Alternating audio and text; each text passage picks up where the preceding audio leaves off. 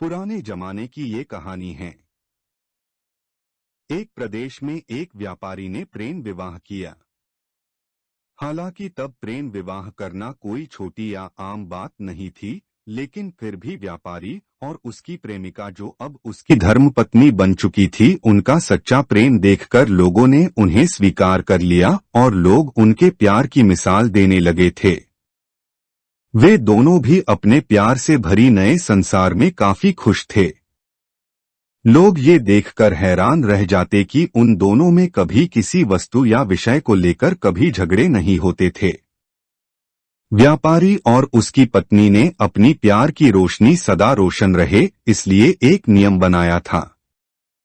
उन दिनों लोग रात को छतों पर मशाल जलाया करते थे ताकि घर आंगन में उजाला रहे और सोने के समय उन्हें बुझा देते। प्रेमी जोड़े ने तय किया था कि वे जब तक साथ रहेंगे तब तक उनके घर की मशाल जलती रहेगी। अब रात होते ही पूरे प्रदेश में अंधेरा हो जाता, लेकिन एकमात्र इस व्यापारी का घर रोशनी से जगमगाता। इस प्रदेश का राजा एक बड़े से महल में रहता था। हर रात को सोने से पहले वो अपनी रानी के साथ महल के छत पर जाकर आसमान के नजारे देखता था। एक बार जब राजा अपनी रानी के साथ छत पर चांद सितारे देख रहा था, तब दोनों की नजर व्यापारी के जगमगाते घर पर पड़ी। राजा और रानी दोनों ही उसके बारे में चर्चा करने लगे।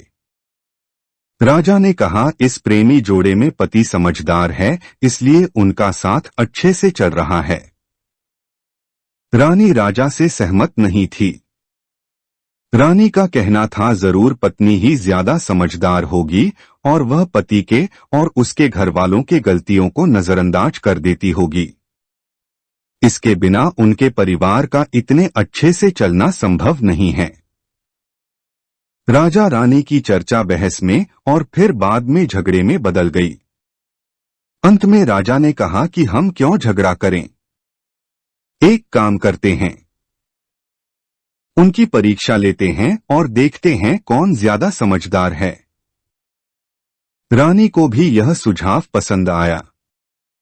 राजा ने उनकी परीक्षा लेने के लिए एक योजना रानी को बताई। अगले दिन योजना के मुताबिक रानी ने व्यापारी के घर एक स्त्री को भेजा। वह स्त्री व्यापारी के पास गई और उससे बोली, मैं तुम्हारे लिए रानी का एक संदेश लेकर आई हूं। वो स्त्री संकोच करते हुए व्यापारी से बोली कि रानी को तुम बहुत पसंद आ गए हो, अगर तुम अपनी पत्नी को छोड़ दो या उसकी हत्या कर दो, रानी तुमसे शादी करने के लिए तैयार है। महिला की बात सुनकर व्यापारी को गुस्सा आ गया, लेकिन उसने अपने गुस्से पर काबू रखते हुए उस महिला से कहा कि ऐसी 1000 रानियां भी आ जाएगी तब भी मैं अपनी पत्नी को धोखा नहीं देने वाला। तुम मेरी तरफ से रानी से माफी मांग लेना और कहना ऐसा प्रस्ताव दोबारा ना भेजें। उस स्त्री ने व्यापारी ने जो कहा था वह बात राजा और रानी को जाकर बता दी। व्यापारी का ऐसा जवाब सुनकर राजा खुश हो गया, क्योंकि राजा जैसा सोचता था व्यापारी उतना ही समझदार निकला। अब व्यापारी की पत्नी के परीक्षा की बारी थी। राजा ने एक आदमी को उसके पास भेजा। आदमी ने व्यापारी की पत्नी से कहा, राजा को तुम पसंद आ गई हो। राजा ने कहा है, अगर तुम अपने पति को मार देती हो तो वो तुम्हें उनकी रानी बना लेंगे। आदमी की बातें सुनकर पहले तो व्यापारी की पत्नी कुछ भी नहीं बोली। जब आदमी वहां से जाने लगा तब पीछे से व्यापारी की पत्नी ने कहा कि आज रात को जब मशाल बुझ जाएगी तो समझ लेना कि मैंने अपने पति की हत्या कर दी है। राजा के आदमी ने इस घटना का वर्णन राजा और रानी के सामने जाकर किया। राजा को व्यापारी की पत्नी पर काफी गुस्सा आया, लेकिन रानी ने राजा से कहा कि वह सिर्फ ऐसा कह सकती है, कर नहीं सकती, आखिर वह उसकी पत्नी है और प्रेमिका भी। राजा ने तय किया कि व्यापारी को खतरे में नहीं डालना चाहिए, इसलिए राजा ने अपने कुछ सिपाहियों को आदेश देकर उसके घर के पास खड़ा रहने के लिए कहा। राजा ने उनको समझाया कि जैसे ही व्यापारी के घर की मशाल बुझे तो तुरंत उसके घर में घुस जाना और व्यापारी को बचा लेना। रात होते ही राजा और रानी अपने महल के छत पर आकर व्यापारी के घर की तरफ देखने लगे। आधी रात हो गई लेकिन कुछ भी नहीं हुआ। रानी राजा से कहने लगी, देखा मैं कहती थी ना कि वो सिर्फ कह सकती है, ऐसा कर नहीं सकती। रानी ने यह शब्द कहे ही थे कि राजा ने देखा कि व्यापारी के घर की मशाल बुझ चुकी है। राजा को व्यापारी की चिंता होने लगी। थोड़ी देर बाद राजा के वह सिपाही जो व्यापारी की सुरक्षा के लिए वहां खड़े थे राजा के पास आए और उन्होंने राजा को व्यापारी की मौत की खबर सुनाई। राजा ने कहा, तुम्हारे होते हुए व्यापारी कैसे मर सकता है?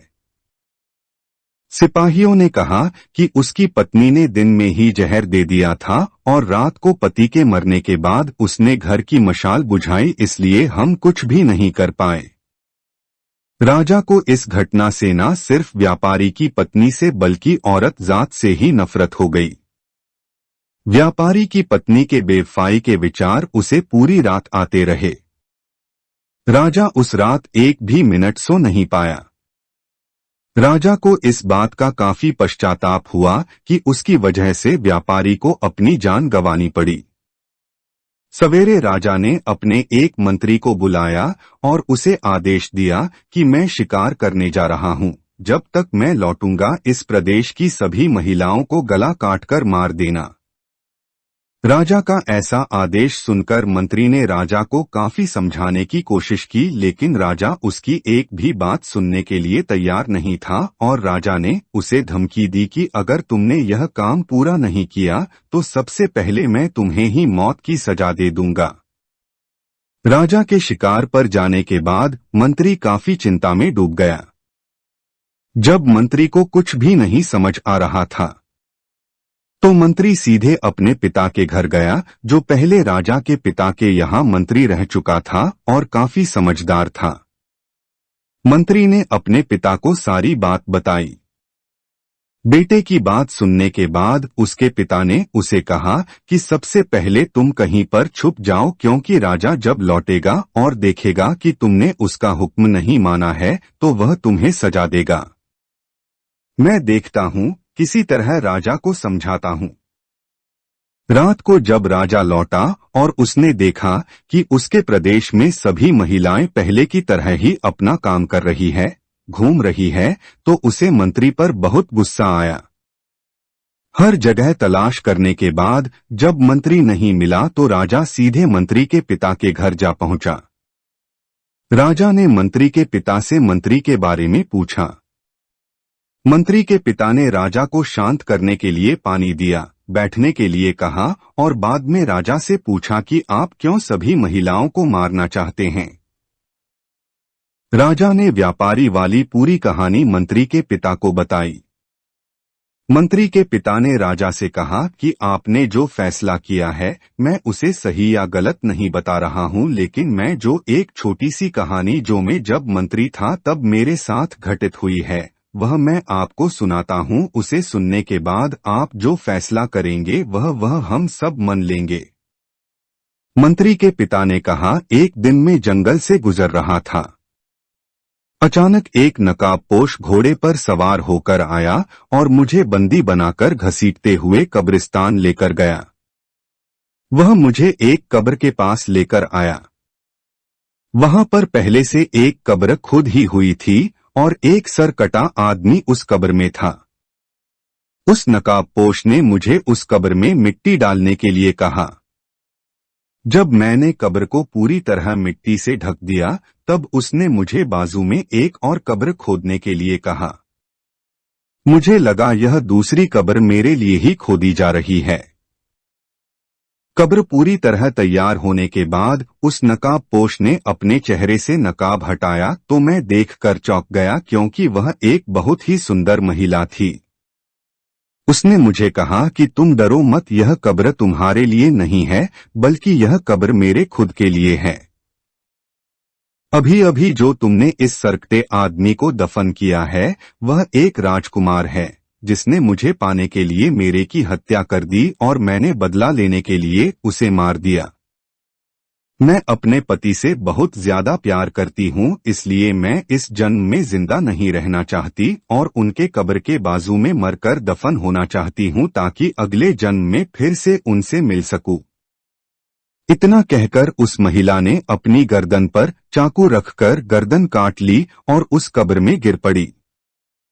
मेरे पास कोई दूसरा उपाय नहीं था क्योंकि मुझे पता चल चुका था कि वह मुझे सिर्फ अपने आप को कब्र में दफन करने के लिए वहां तक लेकर गई थी, तो मैंने उसे दफन किया और अपने घर वापस लौट आया। महाराज, आपने जिस घटना को देखा है उसमें एक महिला ने धोखेबाजी की है, लेकिन मैंने जो कहानी सुनाई है, मैंने जिस घटना को अनुभव किया है, उसमें एक महिला ने अपने पति के प्यार में अपनी जान दे दी। अब आप ही बताइए महाराज, अगर एक महिला बेवफा निकली तो क्या सभी महिलाएं बेवफा होगी? एक महिला के किए की सजा सभी महिलाओं को देना क्या उचित होगा? राजा को बूढ़े मंत्री की बात अच्छी तरह से समझ में आ गई और उसने सभी महिलाओं को मारने का ख्याल अपने मन से निकाल दिया।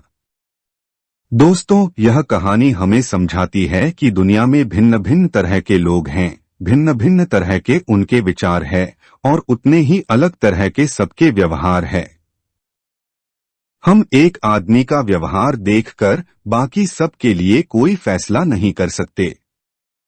आज के दौर में यह बात बहुत अच्छी तरह से सबको समझनी चाहिए, क्योंकि आजकल ऐसा होता है कि जब कोई प्यार में धोखा खाता है तो वह सभी औरतों को या फिर सभी पुरुषों को नफरत की दृष्टि से देखने लगते हैं, सभी को एक ही तराजू में तौलने लगते हैं। आपके इस कहानी के बारे में क्या विचार है, जरूर बताइएगा।